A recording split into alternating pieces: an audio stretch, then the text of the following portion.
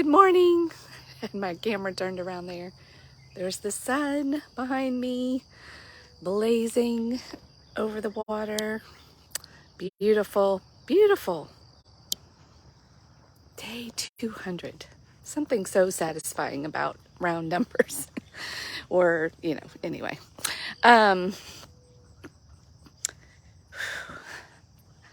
How do I start this one? This one is, because there was a lot this morning in Matthew chapters 22 through 25. That there's a lot there.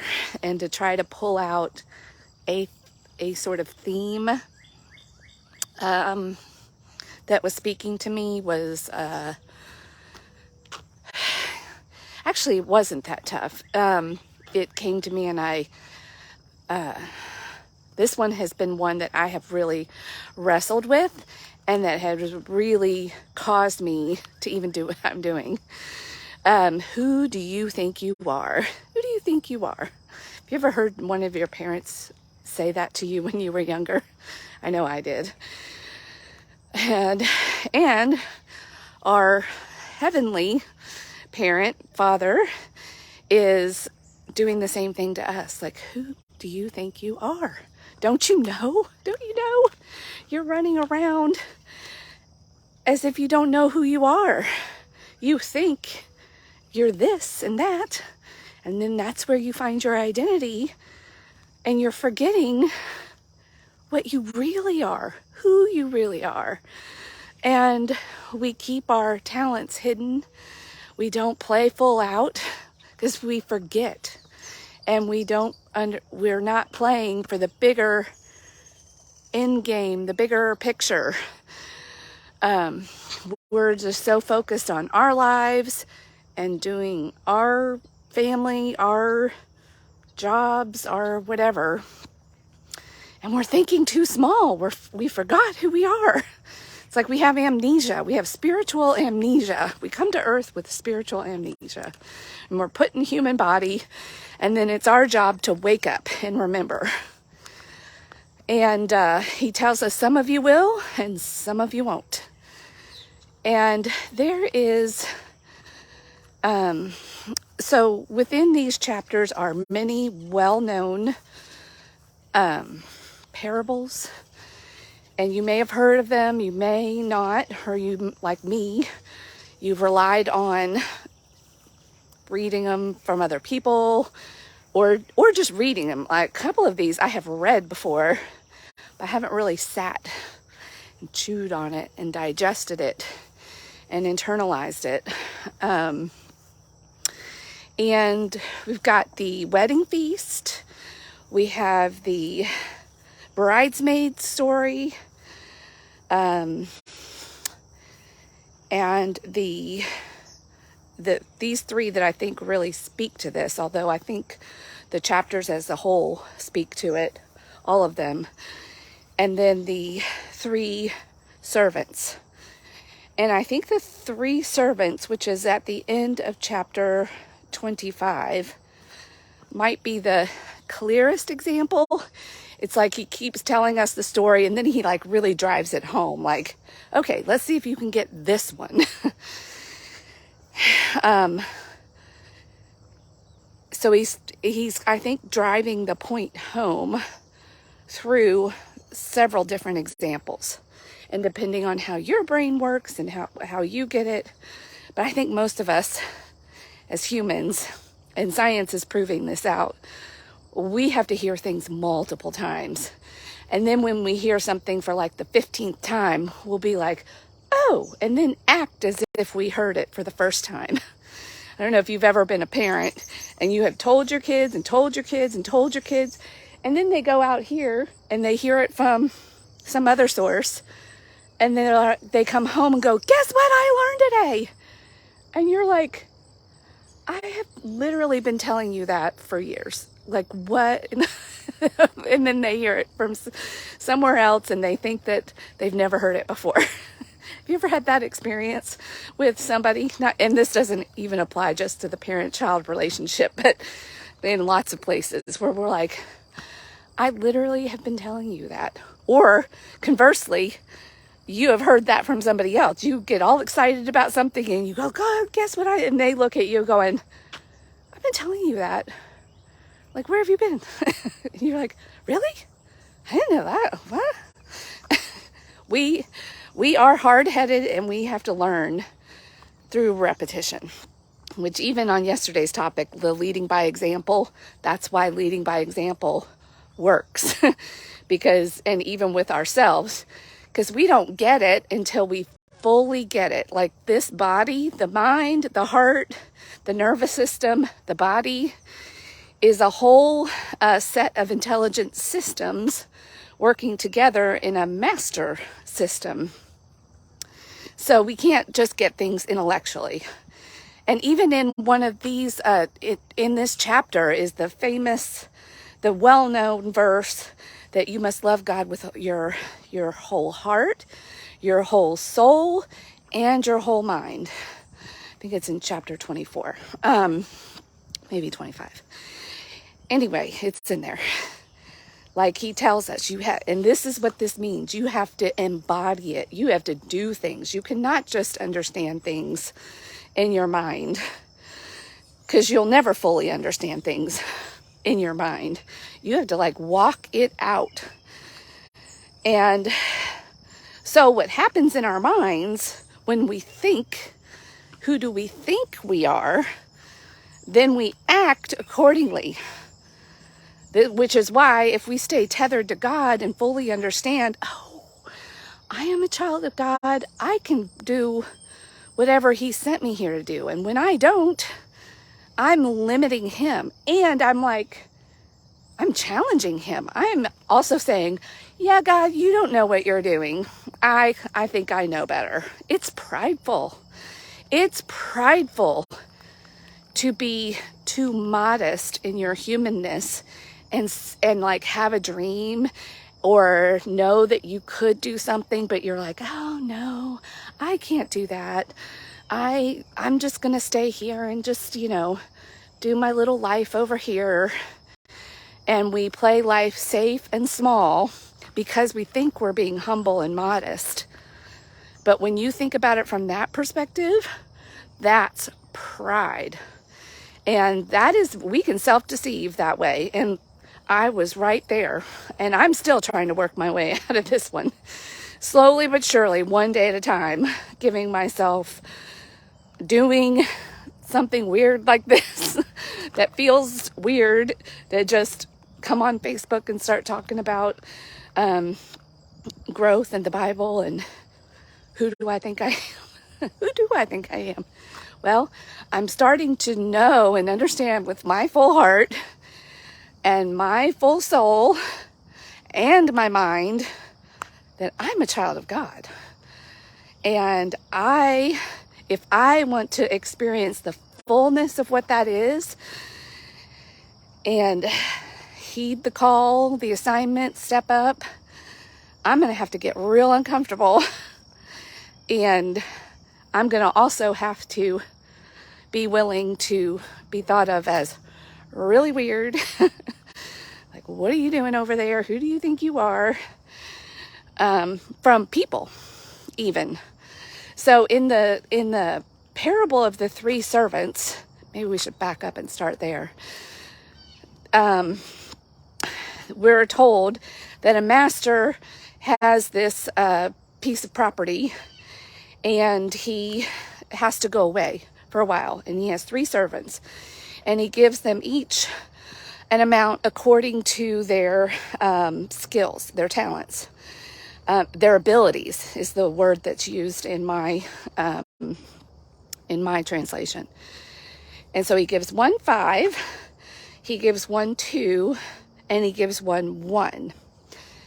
And the one who's given 5, he decides to go out and invest the money. Like, he really wants to get a return on the investment that the master has given him.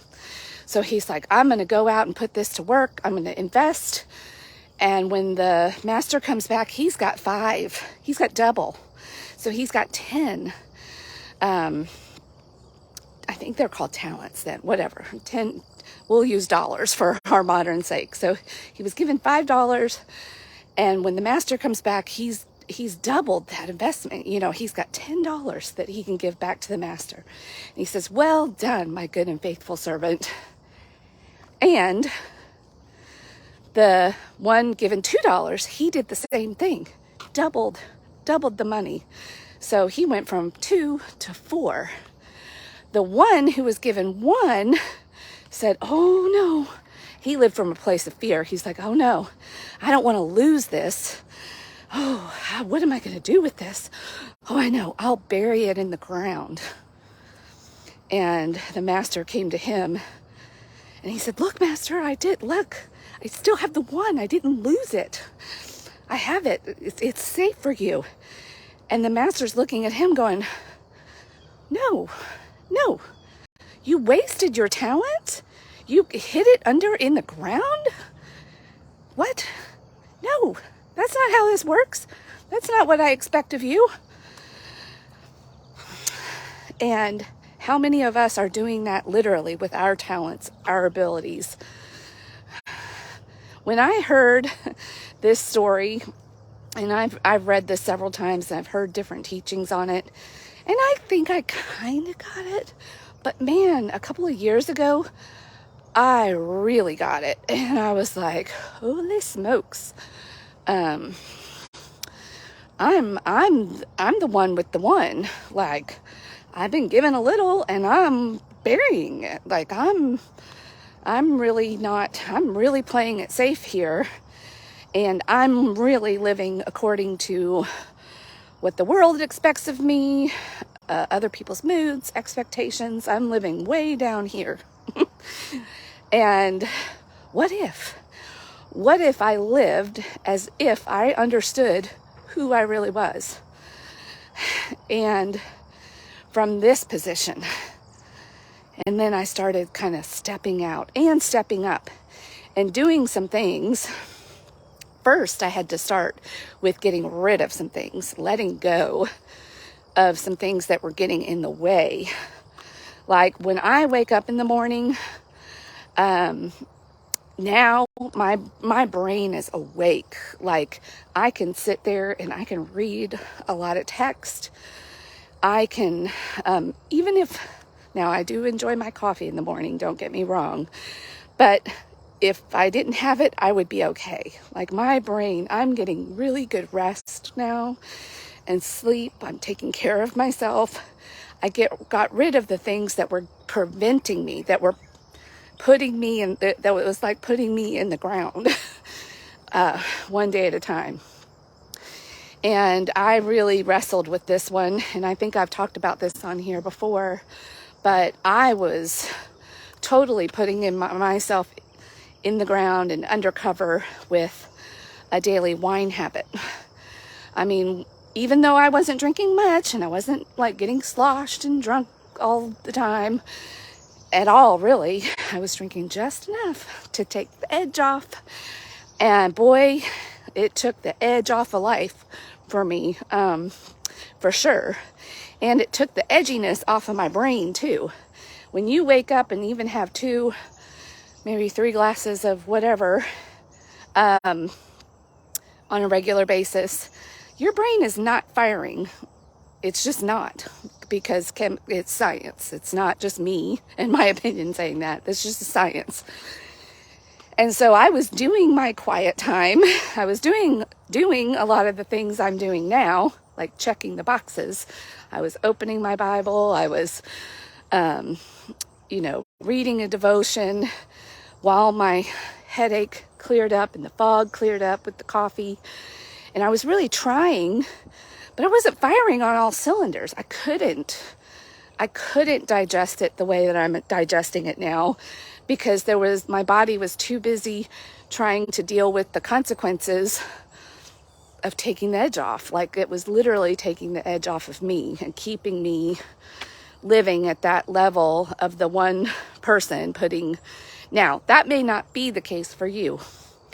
And even if you're enjoying a couple of adult beverages on a regular basis like I was, maybe you're like, well, it doesn't affect me that way. Well, you do you. But for this 5'2", supposed to be 100 and, lower 100 and some pounds, that it was not, it was affecting me that way. So, but most of us are doing something. We're overdoing something. It could be food, could even be good things like exercise. If you're so focused on exercise and getting to the gym, and you're like, I don't have time for God's word, or to do that, or you're doing it, but you're just checking the box and blowing through it because you're focused on getting it done so you can get it done, you're doing the same thing. Sorry, it's just true. If you don't fully understand who you are and you're living by who you think you are, and that is what is taking priority and helping you set your priorities, you're missing the priority.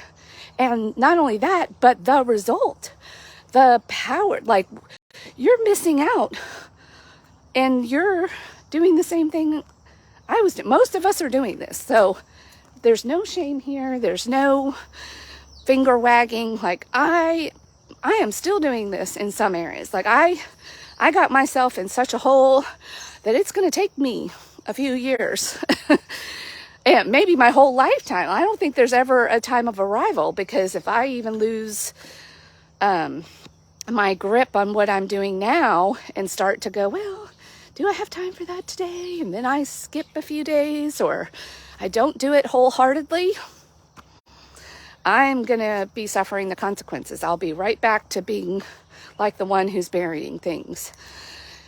And I can say this now, but walking it out day by day and living by this, I think it does take constantly filling your cup and reminding yourself on the regular, which is why we are called and why Jesus compares this to like food and water, because we can get off track. And I think that's part of the story of the wedding feast and even the bridesmaids, where they're there at the party, they're there, but then they wander off.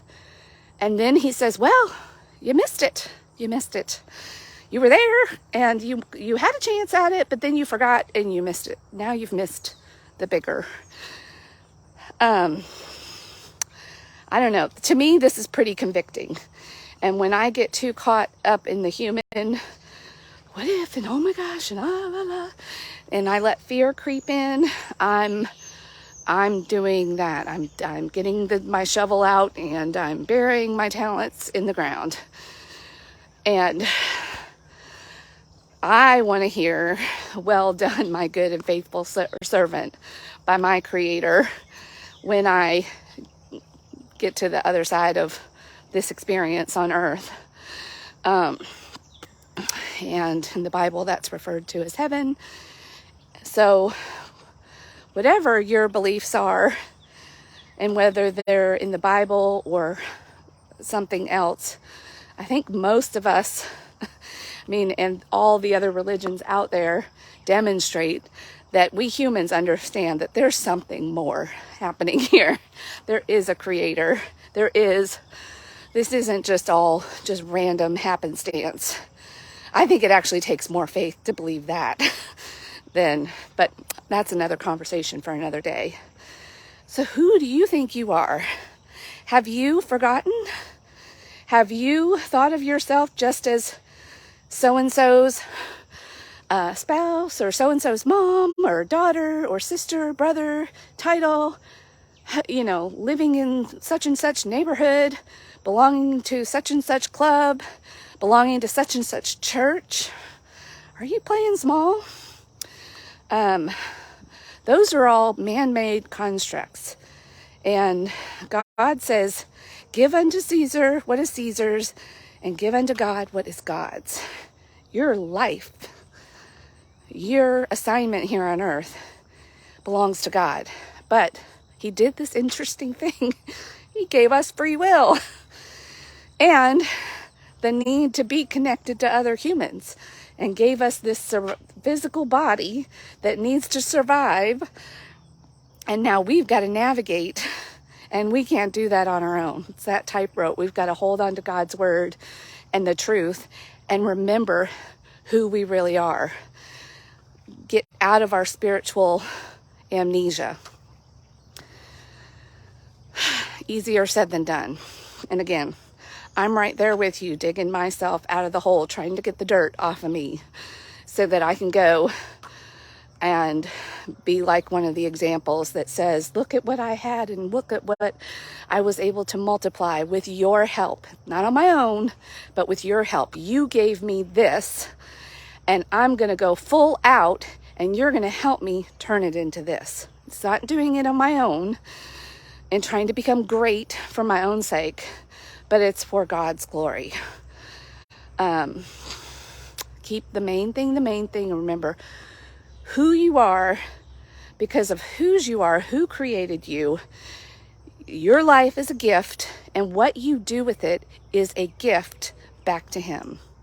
Period. End of story. All right. I'm going to go try to live from that position today. All right. This is what makes life exciting now, and I love waking up with an alert mind. I'm so glad that I have started to shed and get rid of things like wine that were not serving me and not helping my brain be awake in the morning, and taking such an edge off of life that it was robbing me of half of my day while I recovered from my consequences. And then wrestled with the fact that, oh, am I going to have that glass of Chardonnay tonight? Ooh, I don't know. No, I won't. And then by 5 o'clock, the amnesia came back.